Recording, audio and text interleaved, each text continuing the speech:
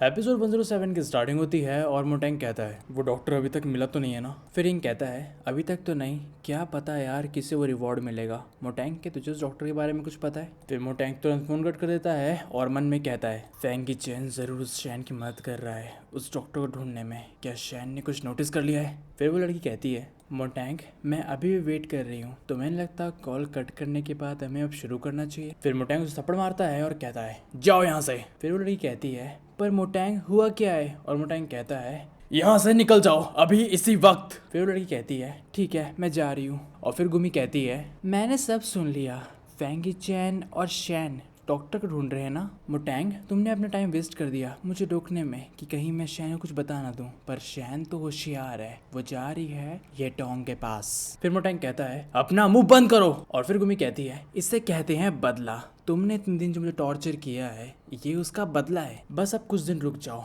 एक बार ये डोंग शैन को मिल जाए और इसके बाद तुम्हारी सारी सच्चाई सामने आ जाएगी जो तुमने उस साल किया था। और याद रखना फैंग की चैन तुम्हें इतनी आसानी से नहीं छोड़ेगा। फिर मोटेंग गुमी को थप्पड़ मारता है और कहता है याद रखना फैंग की चैन मुझे कुछ करे उससे पहले ही मैं तुम्हें जान से मार दूंगा, समझ गई? इसके बाद मोटेंग कहता है वैसे तो बहुत सालों से ये डोंग को किसने नहीं देखा, पर फैंग की चैन कनेक्शन के कारण शैन उसे आसानी से ढूंढ लेगी। ये डोंग अब यहाँ और नहीं रह सकता, मैं उसे जल्दी से जल्दी यहाँ से दूर भेज दूंगा। इसके बाद मोटेंग ये डोंग को कॉल करता है और सीन शिफ्ट होके हमें ये डोंग का घर दिखता है। जब मैं डॉक्टर था तो मैं सोचता था कि मैं कब इस हॉस्पिटल से बच के निकल जाऊँ ताकि मुझे आधी रात को काम ना करना पड़े और पेशेंट्स को ना संभालना पड़े। और फिर फाइनली मुझे चांस मिला और मैंने उस मौके को गवाया नहीं, मैंने पकड़ लिया। मैं सक्सेसफुली उस हॉस्पिटल से बाहर निकल गया और अब 6 साल हो चुके हैं। मैंने अपनी लाइफ को शांतिफुल तरीके से जिया और जब भी मैं उन पुराने दिनों को याद करता हूँ और अपने डिसीजन के बारे में सोचता हूँ तो मैं कह सकता हूँ कि मेरा डिसीजन सबसे सही था। फिर सिगरेट के स्मोक से पैरेट को दिक्कत होती है और फिर डॉक्टर कहता है इतने साल बीत चुके हैं यार और तुझे अभी तक की आदत भी नहीं पड़ी इस धुएं की। तुझे तो भाई शुक्रगुजार होना चाहिए, तुझे ये सुगनी को मिल रहा है। अगर अपना फाइनेंसर नहीं होता ना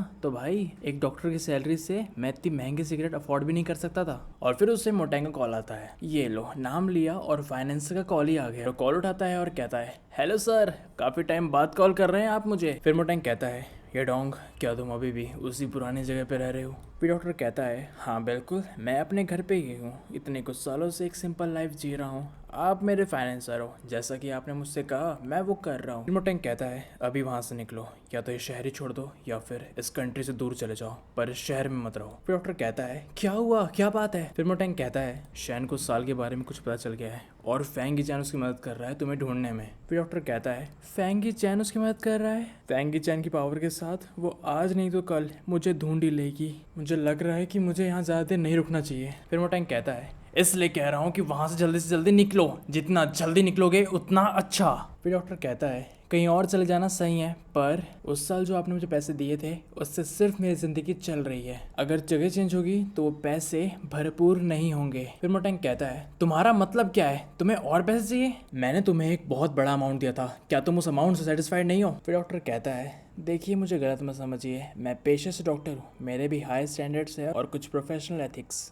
मैं कोई आपसे बहुत ज़्यादा पैसे नहीं मांग रहा हूँ, पर जब मैं यहाँ से दूर जाऊँगा तो मेरे भी कुछ एक्सपेंसेस रहेंगे, बस इसीलिए। फिर मोटेंग कहता है ठीक है, कितना चाहिए तुम्हें? फिर डॉक्टर कहता है ज़्यादा नहीं, बस 10 मिलियन। फिर मोटेंग कहता है क्या 10 मिलियन?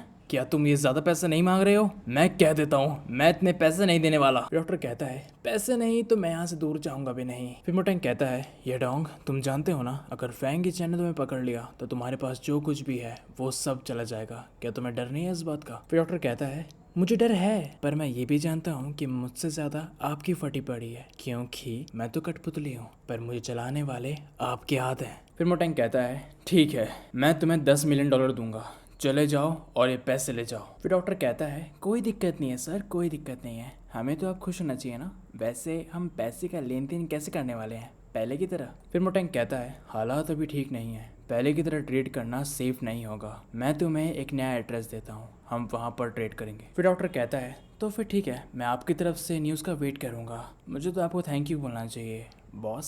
फिर मोटेंग कॉल कट करता है और फोन को जमीन पर पटक करके तोड़ देता है और फिर कहता है ये डोंग तुम्हारी हिम्मत कैसे हुई मुझे धमकाने की, अब जो होगा उसके लिए मुझे ब्लेम मत करना। इसके बाद सीन शिफ्ट होता है और हमें फैंग हाउस दिखता है। फिर फैंग शैन से कहता है शैन पानी पी लो, और शैन मना कर देती है। फिर फैंग कहता है शैन भूख लगी है, तुम्हें खाने के लिए कुछ चाहिए? शैन तुम थोड़ी उदास लग रही हो, क्या मैं तुम्हारे लिए म्यूजिक प्ले करूं? इससे तुम रिलैक्स हो जाओगी। क्या तुम्हें हिप हॉप पसंद है या फिर मैं तुम्हारे लिए बांसुरी बजाऊं? ये कैसा रहेगा? फिर शैन कहती है फैंगी चैन 1 घंटा होने को आ गया और तुम अभी तक के चुप नहीं बैठे हो। क्या तुम थोड़ी देर चुप बैठ सकते हो और न्यूज़ का वेट कर सकते हो? फिर फैंग कहता है ठीक है। फिर शन कहती है मुझे माफ़ करना, मेरा मतलब तुम पर चिल्लाने का नहीं था, पर वेट करते करते मेरा पारा चढ़ गया। मुझे डर है कि कहीं ऐसा ना हो कि कोई न्यूज़ ना निकले, और मुझे डर है कहीं आखिरी उम्मीद भी गायब ना हो जाए। इसके बाद मुझे कहीं पता नहीं चल पाएगा कि मेरे बच्चे के साथ क्या हुआ। मुझे बहुत डर लग रहा है। फिर फैंग कहता है शैन डरो मत, मैं हूं ना, मुझ पे भरोसा रखो, कोई ना कोई न्यूज़ ज़रूर आएगी। फिर शन कहती है फैंगी चैन थैंक यू, इस बार तो सच में मैं तुम्हारी शुक्रगुजार हूँ। अगर तुम नहीं होते तो पता नहीं मैं उन्हें कैसे ढूंढ पाती। फिर फैंग कहता है शैन ऐसा कभी मत कहना, वो बच्चा हमारा है। मुझे उससे कोई फ़र्क नहीं पड़ता कि मैं तुम्हारा हूँ या नहीं, या फिर उस बच्चे का डैड हूँ या नहीं, पर मैं फैंगी चैन उसकी रिस्पॉन्सिबिलिटी लेता हूँ। फिर शन कहती है तुम मेरे हो फैंगी चैन और उस बच्चे के डैड हो। फिर फैंग मन में कहता है इतने दिनों बाद ये मेरे पास आई गई, फाइनली हम एक दूसरे को किस करेंगे। और तभी वहाँ कबाब में हड्डी आई मीन सर्वेंट आ जाती है। ये मेल है फीमेल पता नहीं। और फिर वो कहता है सर हमारे पास एक न्यूज़ आई है। फिर मन में कहता है लगता है मैं गलत टाइम पे आ गया। फिर शैन फैंग को धक्का मारती है और फैंग कहता है तेरी तो साले मूवमेंट खराब कर दिया। मैं उम्मीद करूंगा जो तू न्यूज़ लेके आया है वो अच्छी होनी चाहिए, नहीं तो तू तो गया। क्या ये डोंग मिल गया? फिर सर्वेंट कहता है वो तो नहीं मिला। फिर फैंग सर्वेंट को घूरता है और फिर वो कहता है सर हम ये नहीं पता लगा पाए कि वो कहाँ पर है, पर हमें ये जरूर पता चल गया कि वो लास्ट टाइम कहाँ गया था। 6 साल पहले गायब होने से पहले वो लास्ट टाइम गू फैमिली के घर में गया था। मोटेंग और गुमी के साथ उसका कोई तो रिलेशन है। फिर शन कहती है उनका रिलेशन मोटेंग और गुमी के साथ हो सकता है कि उस साल हुई घटना में वो दोनों मिली भगत कर रहे थे। फिर फैंग कहता है ये न्यूज़ ठीक है पर काफ़ी नहीं है, क्या कुछ और है? फिर सर्वेंट कहता है ये न्यूज़ मिलने के बाद गू फैमिली में हमने 24 घंटे नज़र रखी और अभी हमें ये खबर मिली है कि उस फैमिली से अभी किसी को एक फ़ोन कॉल किया है। हमें ये पता तो नहीं चल पाया है कि फ़ोन कॉल किसको गया है, पर ऐसा लगता है कि वो इंसान ज़रूर ये डोंग होगा। फिर फैंग कहता है अगर ये डोंग और मोटेंग सचमुच उस साल मिली भगत कर रहे थे तो इन दोनों ने ये जानते हुए भी कि मैं किसी को ढूंढ रहा हूँ ज़रूर कुछ प्लान कर लिया होगा। सर्वेंट तुमने अच्छा काम किया। फिर सर्वेंट मन में कहता है फाइनली अपनी जान तो बचा ली। और तभी सर्वेंट को एक न्यू इन्फॉर्मेशन आती है और वो कहता है सर एक और इन्फॉर्मेशन आई है, मैं देख के बताता हूँ। सर मोटेंग बाहर जा रहा है। फिर फैंग कहता है वो ज़रूर ये डोंग से मिलने जा रहा है, उस पर नज़र रखो, पता करो कि वो कहाँ जा रहा है, और जैसे ये डोंग दिखे उन दोनों को इधर दबोचो। फिर सर्वेंट कहता है ठीक है सर समझ गया। और इसी के साथ हमारा ये एपिसोड यहीं खत्म हो जाता है। कमेंट में बताइए आपको ये एपिसोड कैसा लगा और लाइक शेयर सब्सक्राइब कर देना। अगला एपिसोड बहुत जल्द आएगा।